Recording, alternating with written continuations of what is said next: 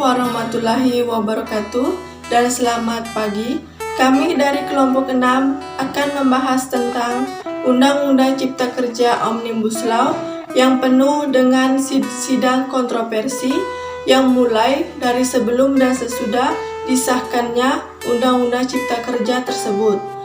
Sejak disahkan menjadi Undang-Undang Omnibus Law Cipta Kerja, dalam sidang paripurna DPRD 5 Oktober, dalam sidang tersebut, kaum buruh pekerja terus berusaha menolak undang-undang. Selain aksi turun ke jalan, pengesahan undang-undang ini juga ramai diperdebatkan di media sosial. Ada sejumlah manfaat Undang-Undang Cipta Kerja semenjak dari pembahasan Februari awal, semenjak draft Oktober disahkan, kurang lebih mencapai 82 undang-undang yang dijadikan satu, berisi 15 bab dan 174 pasal yang mencangkup 1. Peningkatan konsisten investasi dan kemudahan perizinan. Yang kedua, perlindungan dan pemberdayaan UMKM. Yang ketiga, ketenaga kerjaan. Yang keempat, kemudahan berusaha. Yang kelima, kawasan ekonomi. Yang keenam, investasi pemerintah pusat. Yang ketujuh, proyek strategis nasional. Statement yang dikeluarkan Menko Perekonomian Airlangga Hartarto, cakupan substansi, tanda kutip, cakupan substansi tersebut kami yakini dapat mendukung upaya kita bersama untuk mendorong peningkatan kegiatan ekonomi dan investasi, sehingga akan dapat menciptakan lebih banyak lapangan pekerjaan untuk masyarakat dan pada akhirnya akan mampu mendorong perekonomian nasional kita. Perbedaan sebelum dan sesudah Undang-Undang Omnibus Law Cipta Kerja. Yang pertama, waktu kerja. Waktu kerja tetap mengikuti ketentuan Undang-Undang Nomor 13 Tahun 2003 Pasal 79 ayat 2 tentang ketenaga kerjaan. Undang-Undang Omnibus Law Cipta Kerja Pasal 77 ayat 2. Waktu kerja sebagaimana dimaksud pada ayat 1 meliputi: yang pertama, 7 jam 1 hari kerja dan 40 jam 1 minggu untuk 6 hari kerja selama 1 minggu. Yang kedua, 8 jam 1 hari dan 40 jam 1 minggu untuk 5 hari kerja selama 1 minggu. Nah, artinya perusahaan bisa menyesuaikan lagi mau memilih 7 jam untuk 6 hari kerja selama 1 minggu atau 8 jam untuk 5 hari kerja selama 1 minggu. Poin lain yang disuarakan selain waktu kerja yang dianggap eksploitatif terkait dengan cuti haid atau melahirkan. Dalam Undang-Undang Ketenagakerjaan, Pasal 88 ayat 1, pekerja atau buruh perempuan berhak memperoleh istirahat selama 1,5 bulan sebelum melahirkan anak dan 1,5 bulan sesudah melahirkan anak menurut perhitungan dokter kandungan atau bidan. Artinya, ada total 3 bulan untuk cuti melahirkan.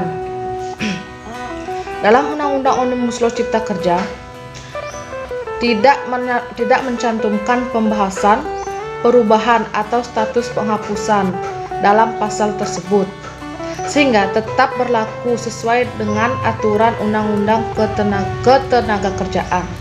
Nah, selain cuti haid dan melahirkan, ada perjanjian kerja waktu tertentu atau PKWT yang menuliskan yang pertama, pekerjaan yang memenuhi syarat-syarat tertentu atau pekerja tidak tetap. Yang kedua, memberikan perlindungan untuk kelangsungan kerja dan hak pekerja sampai pekerjaan selesai. Nah, diatur dalam Undang-Undang Omnibus Law Cipta Kerja Pasal 59 ayat 2 ditulis, PKWT tidak dapat diadakan untuk pekerja yang bersifat tetap. Undang-Undang Omnibus Law Cipta Kerja Pasal 66 ayat 1, hubungan kerja antar perusahaan alih daya dengan pekerja atau buruh yang dipekerjakan didasarkan pada perjanjian kerja yang dibuat secara tertulis, baik perjanjian kerja waktu tertentu dengan perjanjian waktu. Upah. Undang-Undang Omnibus Law Cipta Kerja Pasal 88 Ayat 2, Gubernur dapat menetapkan upah minimum kabupaten atau kota dengan syarat tertentu. Pasal 88 Ayat 5, upah minimum kabupaten atau kota sebagian mana dimaksud ayat 2 harus lebih tinggi dari upah minimum provinsi. Pesangon. Pemerintah memastikan bahwa pesangon betul-betul menjadi hak dan dapat diterima oleh pekerja atau buruh.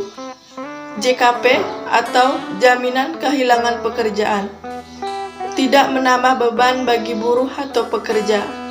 Undang-Undang Omnibus Law Cipta Kerja Pasal 156 Ayat 1. Dalam hal terjadi pemutusan hubungan kerja, pengusaha wajib membayar uang pesangon dan atau uang penghargaan masa kerja dan uang pengganti uang yang seharusnya diterima.